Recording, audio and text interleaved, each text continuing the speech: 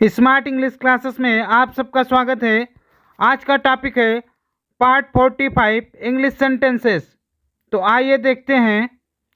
ऐसा लगता है कि वह शादीशुदा है। ऐसा लगता है कि वह शादीशुदा है। ऐसा लगता है कि वह पागल है। ऐसा लगता है कि वह पागल है।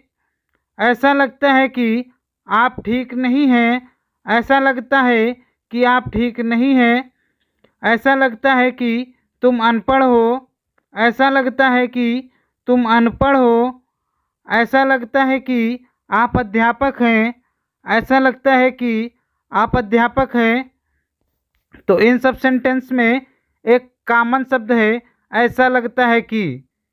इन सब सेंटेंसों में जितने भी सेंटेंस हैं, इन सब में एक कॉमन शब्द क्या है? ऐसा लगता है कि। तो इस तरह के सेंटेंस बनाना ही बहुत आसान है। बस आप लोग हमारे साथ वीडियो में एंड तक बने रहिए और ध्यान से देखते रहिए। तो आइए देखते हैं इसका क्या स्ट्रक्चर होता है, किस स्ट्रक्चर के अनुसार ये बनता है, इसका स्ट्रक्चर क्या होता है और उसी स्ट्रक्चर के बेस पे बनाया जाता है। तो कैसे बनाया जाता है, आइए हम लोग इस वीडियो के माध्यम से जानते हैं कि इस तरह के ट्रांसलेशन को कैसे हल किया जाता है। आप बहुत जल्द ही सीख जाएंगे, बस देखते रहिए। तो आइए देखते हैं। इट सिम्स दैट, ऐसा लगता है कि। इट सिम्स दैट, ऐसा लगता है कि, ये इसका क्या है? यूज है।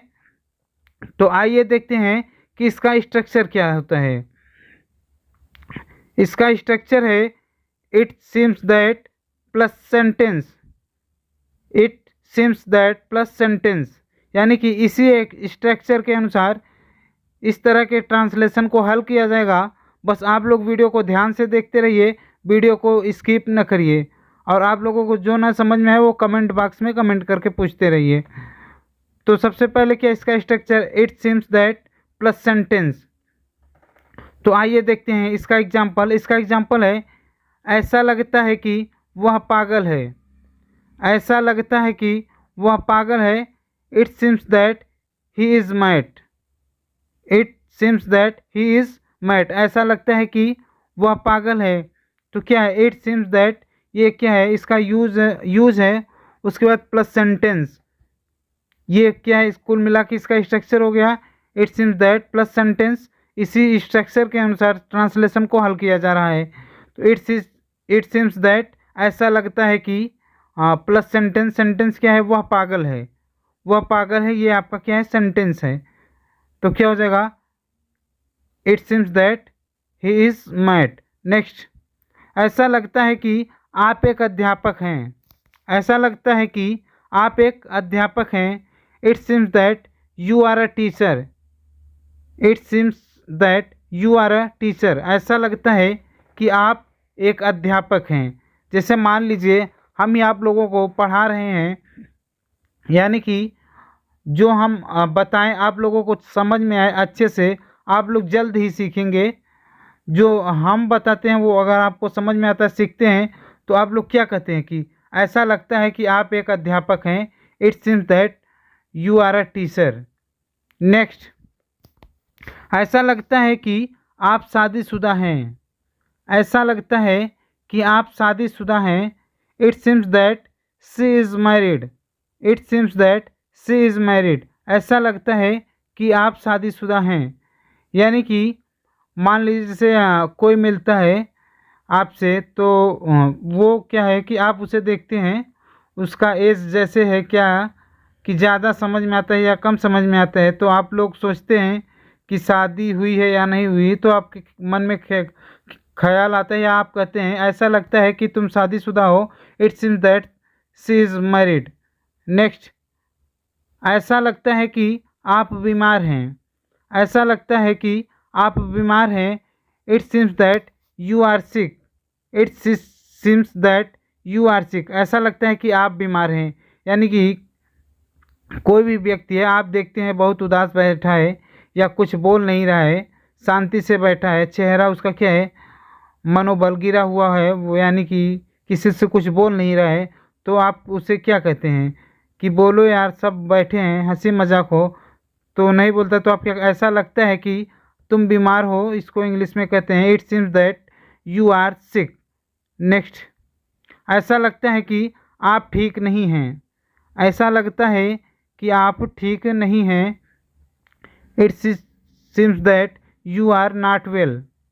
It seems that you are not well. क्या करें, ऐसा लगता है कि आप ठीक नहीं हैं, यानी कि क्या करें आप, जैसे कि हम ही मान लो पढ़ा रहे हैं, ठीक है, और पढ़ा रहे हैं तो अच्छे से नहीं पढ़ा रहे हैं, या फिर कुछ गड़बड़ी कर रहे हैं पढ़ाने में, गलत पढ़ा रहे हैं, सही से टॉपिक नहीं बना रहे हैं, सही से लिख नहीं रहे हैं, सही से पढ़ा नहीं रहे हैं, या जो क्या जो लिख रहे हैं वो गलत लिख रहे हैं, तो आप लोग क्या कहते हैं कि आप लोगों के मन में एक विचार आता है, या आप लोग कहते हैं कि ऐसा लगता है कि आप ठीक नहीं, यानी आपकी तबीयत ठीक नहीं है, तो इसको इंग्लिश में क्या कहते हैं, it seems that you are not well. ऐसा लगता है कि आप ठीक नहीं हैं, आराम कर लीजिए।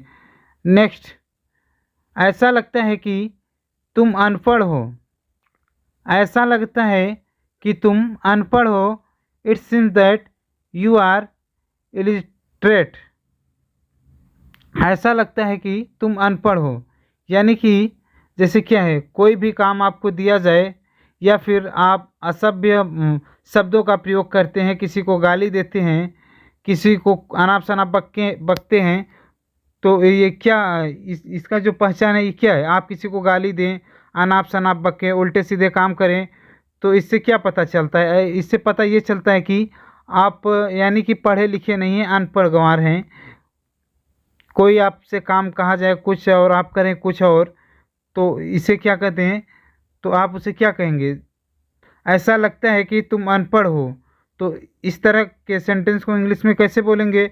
It seems that you are illiterate. Next, ऐसा लगता है कि तुम इस कंपनी के मालिक हो। ऐसा लगता है कि तुम इस कंपनी के मालिक हो। It seems that you are owner of this building या this office. It seems that you are owner of this office. ऐसा लगता है कि तुम इस कंपनी के मालिक हो, यानी कि जैसे आप गए किसी कंपनी में, ठीक है, आप किसी कंपनी में जाते हैं, तो आप देखते हैं जो वर्कर रहते हैं वो क्या है, कुछ ना कुछ करते रहते हैं, और जो भी उसमें एम्प्लॉय रहते हैं, वर्कर रहते हैं जो, वो सब क्या है, कुछ ना कुछ करते रहते हैं। चाहे वो क्या है, सुपरवाइज़र के पोस्ट पे हो, चाहे चपरासी के पोस्ट पे हो, चाहे वो उस कंपनी के जीएम हो, या उस कंपनी की क्या है प्रोडक्शन मैनेजर हो, कुछ भी हो, सब लोग कुछ ना कुछ करते रहते हैं। जो मालिक होता है वो क्या है, वो सिर्फ कभी कभी आता है, देख रेख करता है।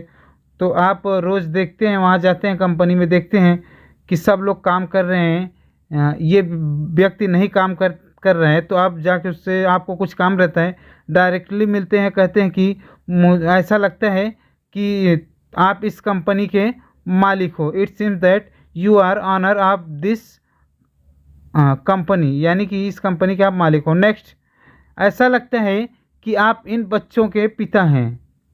ऐसा लगता है कि आप इन बच्चों के पिता हैं। It seems that you are the father of this kids.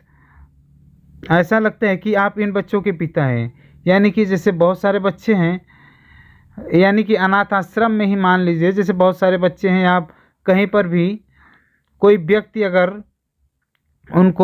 उनके साथ बैठा है, खेल रहा है, उनको खिला पिला रहा है, यानी कि उनके पीछे पैसा खर्च कर रहा है, अपना टाइम खर्च कर रहा है, और अच्छे से उनका देखभाल कर रहा है, उनको पढ़ा लिखा रहा है बढ़िया से, उनकी सारी क्या है कमियों को पूरा कर रहा है, अच्छे से उनको पढ़ाना लिखाना, खिलाना पिलाना खूब बढ़िया से ध्यान दे रहा है, तो आपको क्या लगता है? आप देखते हैं तो उस व्यक्ति के पास जाते हैं तो क्या कहते हैं कि ऐसा लगता है कि आप इन बच्चों के पिता हैं, यानी कि आप इतने बढ़िया से देखभाल कर रहे हैं, इनको पढ़ाना लिखाना, आप सारी जिम्मेदारी ले लिए हैं, तो क्या है, आप उसे कहते हैं कि ऐसा लगता है कि आप इन बच्चों के पिता हैं जो आप इतना मेहनत कर रहे हैं।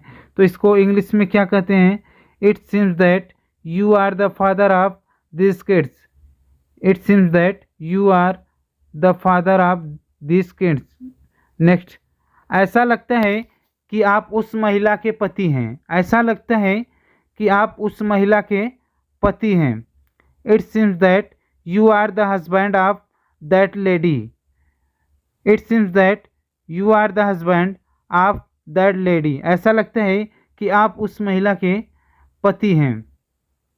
यानी कि क्या है, जैसे कोई औरत खड़ी है और बार बार आपकी तरफ देख रही है, तो आप देख रहे हैं, मतलब कोई व्यक्ति खड़ा है, वो बार बार उससे देख रही है या उससे बात कर रही है, तो आप उसे देख रहे हैं, तो आपके मन में विचार आया कि ये हो कौन सकता है, तो आप जाते हैं उस व्यक्ति के पास, कहते हैं कि मुझे ऐसा लगता है। यानी कि ऐसा लगता है कि आप उस महिला के पति हैं। तो इसको इंग्लिश में कहते हैं it seems that you are the husband of that lady. Next, ऐसा लगता है कि वह ईमानदार आदमी है। ऐसा लगता है कि वह ईमानदार आदमी है। It seems that he is very honest man. It seems that he is very honest man. ऐसा लगता है कि वह बहुत ईमानदार आदमी है। क्या है, ऐसा लगता है कि वह बहुत ईमानदार आदमी है। यानी कि कोई भी आदमी आपके यहाँ कार्य कर रहा है, या आपकी कंपनी में, या फिर आपका कोई शॉप है, किसी चीज़ का शॉप हो, यानी कि शूज़ का, क्लॉथ का, कोई भी हो, यानी कि कोई व्यक्ति आपके यहाँ काम कर रहा है, तो वो क्या है, अच्छे से ईमानदारी के साथ काम कर रहा है, तो आप क्या कहते हैं, ऐसा लगता है कि वह बहुत ईमानदार आदमी है, वो उसने कुछ चोरी नहीं किया, तो आप कहते हैं ऐसा लगता है कि वह बहुत ईमानदार आदमी है। तो इसको इंग्लिश में कहते हैं it seems that he is very honest man. Next, ऐसा लगता है कि तुम चोर हो। ऐसा लगता है कि तुम चोर हो। यानी कि ऐसा लगता है कि तुम चोर हो। It seems that you are thief. It seems that you are thief मतलब क्या है, ऐसा लगता है कि तुम चोर हो। यानी कि अगर तुम सामने खड़े हो, इधर उधर देख रहे हो, तुम्हारा मान लो कोई फ़ोन रखा है, उसी पे बार बार ध्यान जा रहा है, तो बगल वाला व्यक्ति क्या बोलेगा कि ये बार बार फ़ोन देख रहा है, ऐसा लगता है, तो वो तुमसे कहेगा ऐसा लगता है कि तुम चोर हो। तो इसको इंग्लिश में कैसे कहते हैं, it seems that you are thief. Next, ऐसा लगता है कि वह तुम्हारा भाई है। ऐसा लगता है कि वह तुम्हारा भाई है। It seems like that it seems that he is your brother. It seems that he is your brother. ऐसा लगता है कि वह तुम्हारा भाई है। यानी कि तुम्हारा चेहरा और उसका चेहरा मिल रहा है, तो अगर दो लोग खड़े हैं, उन दोनों का चेहरा मिल रहा है, तो तुम क्या कहोगे, ऐसा लगता है कि वह तुम्हारा भाई है। नेक्स्ट,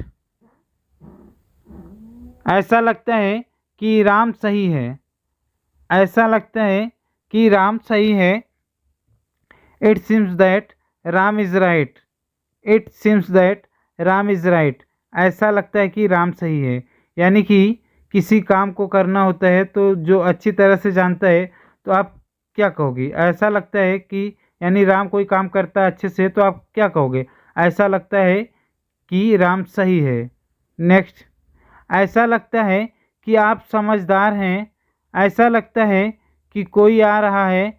ऐसा लगता है कि मैं अंग्रेजी पढ़ रहा हूँ।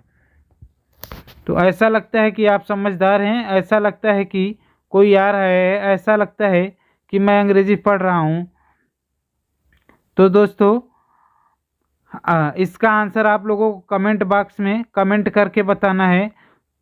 तो हमें उम्मीद है कि आप लोगों को वीडियो पसंद आया है। अगर आप लोगों को वीडियो पसंद आया है, तो सबसे पहले आप लोग वीडियो को अपने दोस्तों के साथ शेयर करिए। उसके बाद वीडियो को क्या है, ध्यान से देखिए, लाइक करिए, शेयर करिए एंड चैनल को सब्सक्राइब करके बेल आइकन प्रेस कर दीजिए, ताकि जब भी मेरा यूट्यूब पे कोई नया वीडियो अपलोड हो, तो सबसे पहले आपके पास पहुँचे।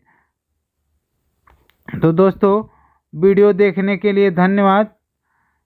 मिलते हैं नेक्स्ट वीडियो में।